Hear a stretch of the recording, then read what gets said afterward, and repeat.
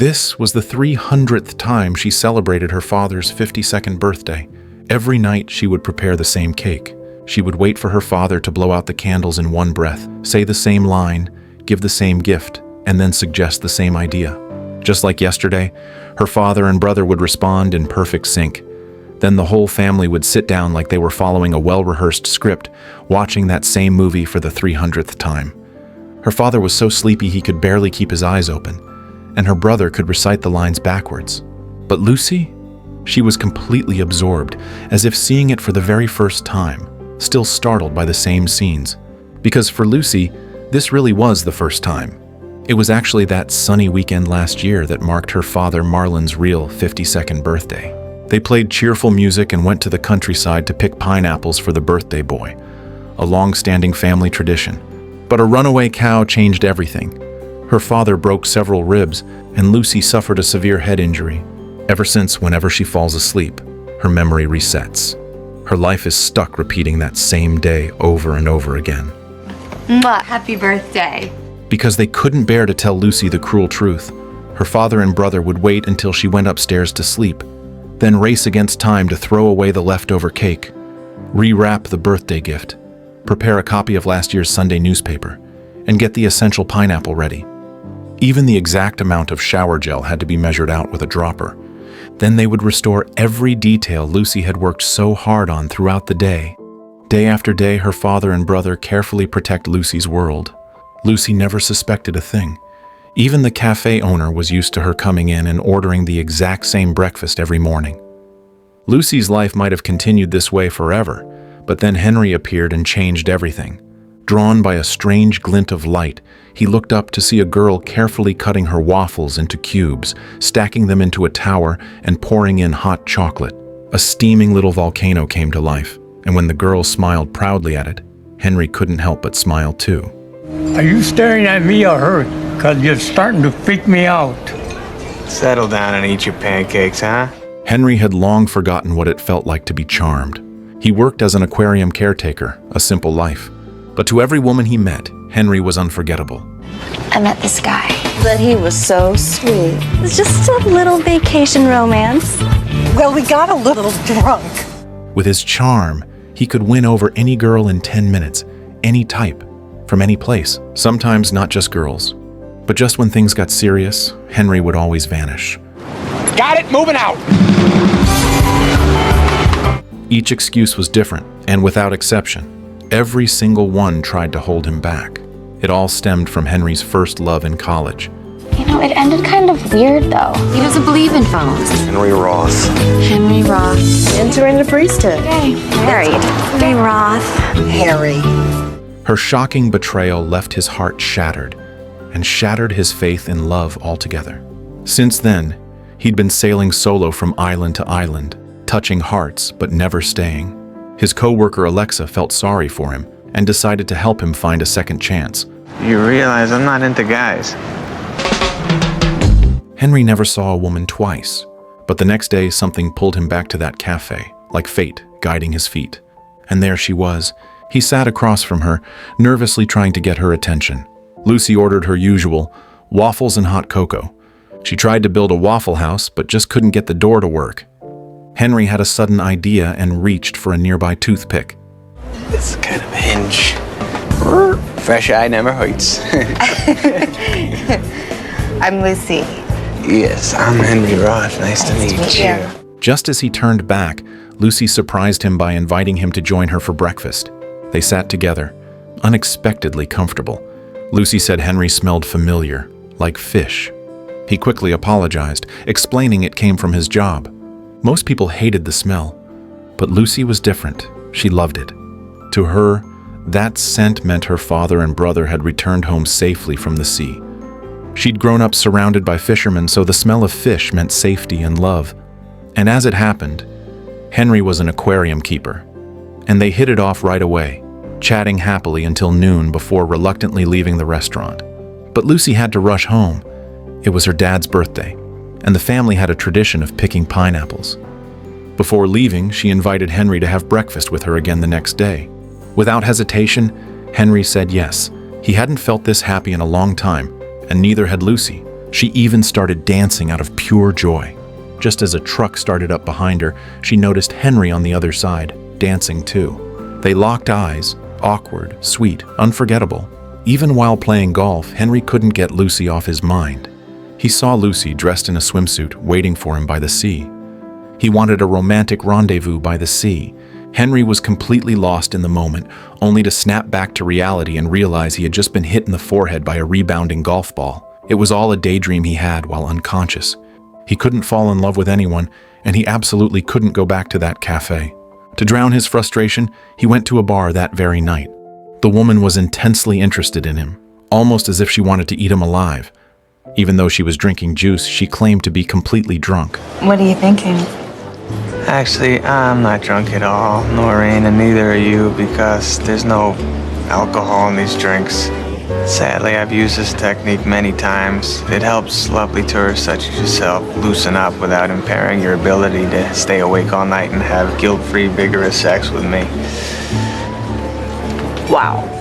But the woman still wouldn't back off, so Henry used Alexa as a shield, saying she'd make a great companion for the night, then decisively got up and walked away. The next day, the weather was awful. Heavy rain pounded down, and the cafe was nearly empty. Henry figured it was a wasted trip. But to his surprise, Lucy still showed up right on time. Despite the downpour, she kept her promise. Excited, Henry tried to pick up where they left off the day before. I've never even met you. I was petting my walrus all morning, and I was thinking about you the whole time. Okay, pervert, I think that you should leave. But Lucy screamed for help. Nick, hearing the commotion, burst out from the kitchen with a cleaver in hand.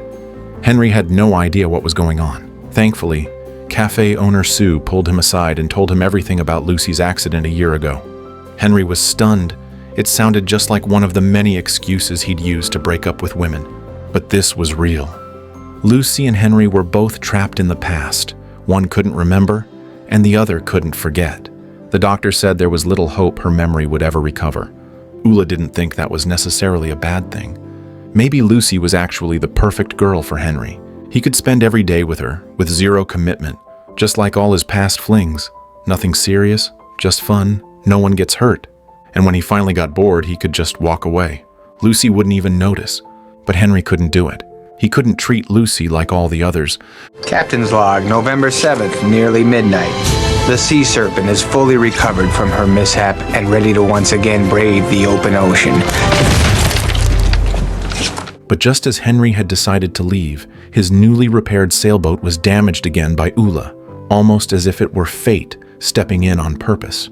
So Henry thought, maybe he should see Lucy one last time. But Nick didn't buy it. He said Henry was full of himself and that Lucy probably wouldn't even want to talk to him anymore. This wasn't a dance hall and nobody liked being hit on during breakfast. Henry didn't believe that. He was convinced Lucy would fall for him again. Sure enough, today's Lucy was building another Waffle House. Henry pulled the same move, using a toothpick as the final piece to prop up the door. But Lucy looked at him and said, Oh, are you from a country where it's okay to stick your fingers all over someone else's food? Henry froze with embarrassment. He had failed. Same routine, but this time, Lucy showed zero interest. The next day, he remembered that Lucy loved painting and came from a family of fishermen. So he used his terrible drawing skills to sketch a father and son fishing at sea. But he didn't even get to finish explaining it before being cut off. Huh? On the third day, Henry went all in. He staged a scene at the cafe, pretending to be an illiterate man, crying helplessly. As expected, soft-hearted Lucy came over to help. With her guidance and his effort, Henry spent the whole morning learning to read. That's when he also found out Lucy used to be an art teacher. Thanks to what he'd picked up over the past few days, Henry finally won her over again. As they said goodbye, Lucy looked at him with hope in her eyes. Henry knew what would happen next if he pushed forward, but at the crucial moment, he turned and walked away. All that flirting and phony I can't read stuff, and then you're not even gonna ask me out or for my phone number? How did I get stiffed? You're right. I feel like, No worries. Turns out Lucy had seen through his terrible acting all along, and had played along the entire time. Overcome with regret, Henry jumped in his car and drove after her. Meanwhile, Sue had already called Lucy's father, Marlon. So when Henry knocked on the door, Marlon didn't hesitate. He threw Henry out. He didn't want him anywhere near his daughter. But Henry wasn't going to back down because of one angry father. Doug was even more direct. He charged at Henry, ready to teach him a lesson. But within seconds, Henry had him pinned to the ground. I'm not looking for a one-night stand. Anything with Lucy is a one-night stand, numbnuts. Give us a break. Just stay away from the Hooky Loud Cafe. My daughter's been through enough. Okay, I'm sorry. Henry had no choice but to agree, helplessly. To outsiders, no matter what Henry did, it looked like he was trying to take advantage of Lucy. Alexa told him he should stick to his word and stop visiting the cafe, but that didn't mean he couldn't meet Lucy elsewhere, like the small road she took every morning. So Henry parked early and pretended his car had broken down, asking Lucy to lend him her car battery. He knew kind-hearted Lucy would never say no, but while connecting the cables, something went wrong. Oh, my grandfather died trying to jumpstart a car. I'm sorry. I was just joking around. I can't believe you fell for that! My name's Henry. I'm Lucy. Nice to meet you. That was just the beginning. Henry couldn't stop. He dressed up as a construction worker, stopping her in the rain, claiming he had just had breakfast and also loved building waffle houses. Lucy looked at him, stunned. Next, he placed his pet penguin right in the middle of the road. He figured a girl like Lucy would definitely stop for something that adorable, and once she did, they'd talk naturally. But to his shock, Lucy bent down to grab a cassette that had fallen on the passenger seat and drove straight over the penguin's head, almost turning his plan into a crime scene. On the third try, Henry called in a friend to fake being a poor guy getting mugged by the roadside. But once again, things didn't go as planned because gentle Lucy had another side to her. Oh, you got him! You got him! Enough! I'm sorry! Good enough! Sorry, I'm in a community watch program and... Finally, on the fourth attempt, it wasn't Lucy who appeared, but her father Marlon and her brother Doug. Marlon invited Henry to see something. Lucy singing loudly while she painted. She was singing the song that had belonged to her parents. When her mother was alive, she would hum it whenever her father went out to sea, believing it would bring him home safely. Now, every time Lucy saw Henry, she would go home and start singing that same song, without even realizing it, even if she forgot everything the next day. That's when Marlon realized Henry wasn't a bad guy after all. What's gonna happen down the line? Someday she's gonna wake up and look in the mirror and notice her face has aged 10 years overnight. You know something, Henry? I worry about that every damn day of my life. But then came the unexpected. The next morning, Lucy's car was ticketed by police outside the cafe.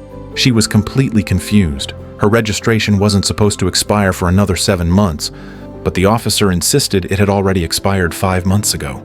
A wave of dread hit Lucy. She ran to a nearby newsstand and tore it open, only to find that so much time had passed without her knowing. When Marlon saw her rushing home in a panic, he knew. The kind lie they'd told for so long had finally come undone. Staring at a closet filled with endless stacks of Sunday newspapers, Lucy was in shock.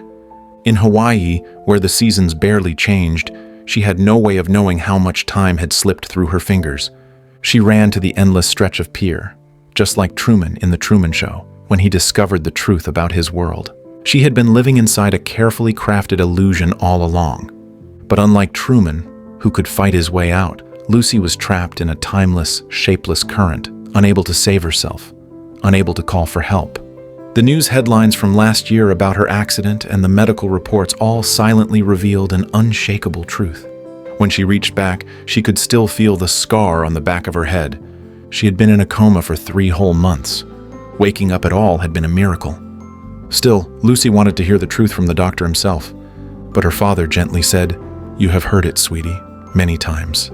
Because in the past 300 days, Lucy had already discovered the truth, more than once. The doctor performed another brain scan and once again explained her condition.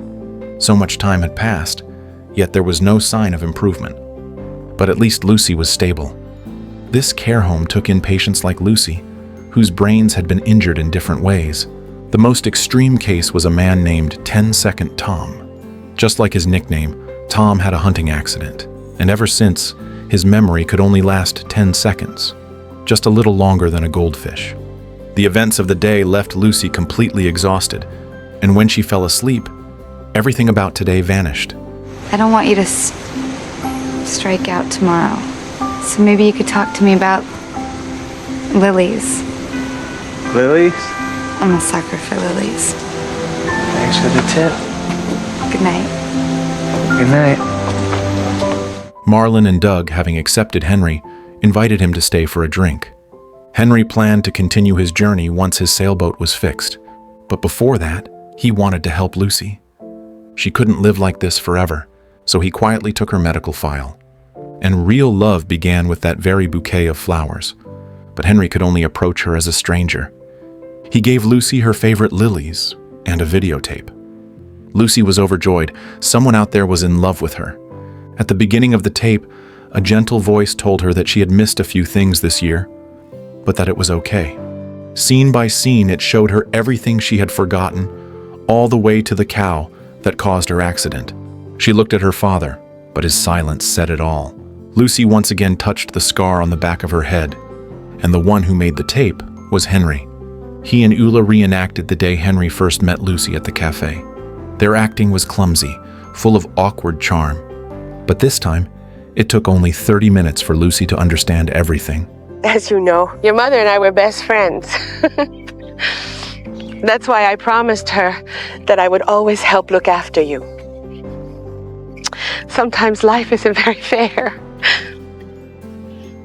But we still have you. Oh, and if you were wondering about this guy who's making this tape, he's okay. An hour later, she was calm and ready to face the day. If she watched that tape every morning, she could live just like anyone else. Marlon had his doubts, but left the decision to Lucy. And when Lucy turned around, the first thing she said, So how's the cow? Same as you, every day they have to convince her she's a cow. Under the golden sunset, Henry brought Lucy back to the scene of the accident. The scar on the tree where the cow had struck had already healed, and Henry believed Lucy would too. They had never gone on a date in the afternoon, especially not at dusk. Now that she knew everything, and with Henry's help, Lucy was finally free from that endless Sunday. She was shocked to discover some of the huge changes around her. Some of her old friends were now moms. Some had slimmed down. Some had transitioned from women to men. Lucy proudly introduced Henry to her friends as her boyfriend. Later, under the full moon on a Hawaiian beach, Lucy raised her camera. She wanted to know, did Henry really love her? But Henry began rambling on about all sorts of unrelated things, like how he'd won 7 chicken wing eating contests, how he liked ballet but only danced in the shower, anything but giving Lucy a straight answer. Do you love me? Let's see, I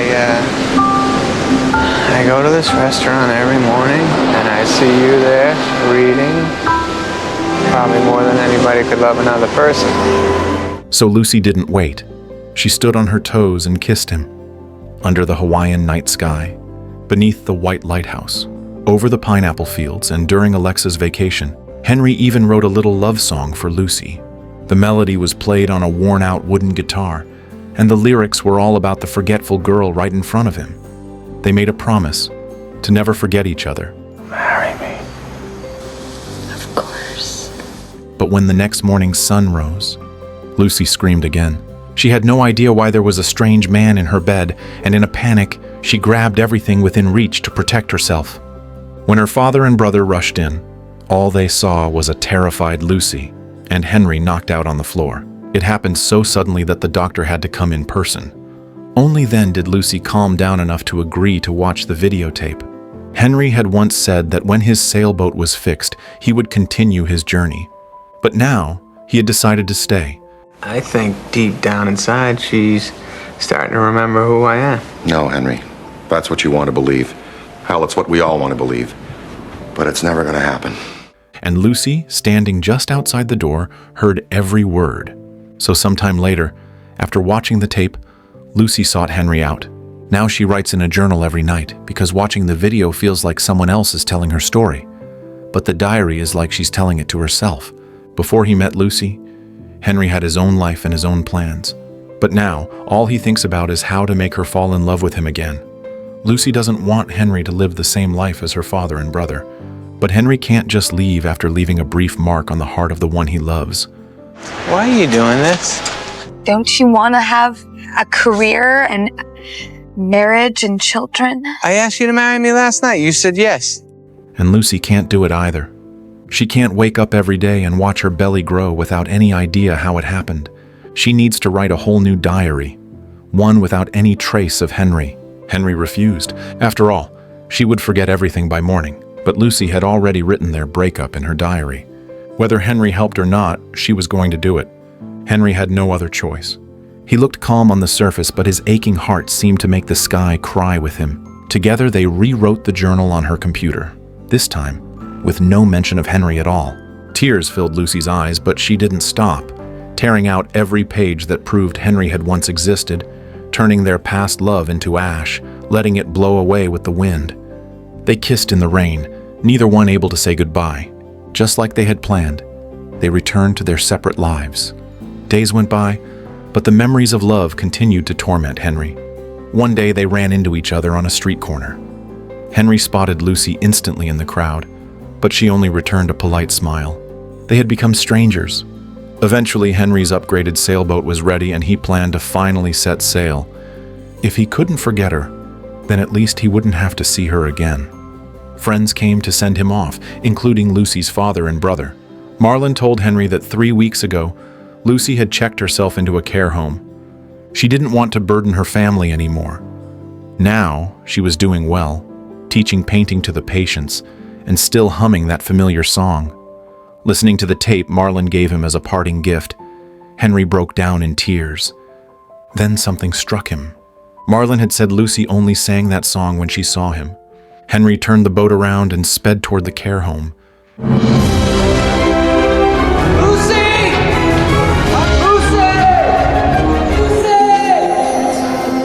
Lucy Whitmore, do you have any idea who I am? No. No? That sucks. He was filled with sorrow, but Lucy took his hand and led him into a room. It was her studio, filled with portraits of Henry in all kinds of styles. It turned out Lucy didn't know who he was, but for some reason, she dreamed of him every night. She could erase Henry from her diary, but not from the depths of her heart. Suddenly, Lucy woke up. It all felt like a dream. There was a videotape on the table, its images flashing frame by frame. Do you, Honolulu, take this woman to be your lawfully wedded wife? I do. The video showed that she had married a man, and her brother had finally found someone too. When she looked out the porthole, she realized they had sailed far from Hawaii, all the way to a frozen Arctic sea. Her world had changed overnight, and yet nothing had changed, because he was still by her side. You like to meet your daughter? Go say hello to Mommy. Good morning. Lucy's memory was like an hourglass that reset every day. Her diary, like a cursed prophecy, was wiped clean with each new dawn. And as the morning light once again pierced the horizon, Henry would appear on the videotape right on time, bringing back the love letters swept away by the waves of yesterday. It was a cruel kind of romance. Love was wound like a clock, breaking it into countless 24-hour love stories. To Lucy, Henry was a stranger, a riddle that reset every day. And Henry, the one who never gave up, hid the answer to love in the repetition of every ordinary moment. Maybe we should all learn this kind of clumsy love. Love isn't remembering the coordinates of every star. Love is knowing the dawn will take away last night's starlight and still choosing to look up again on the next clear day.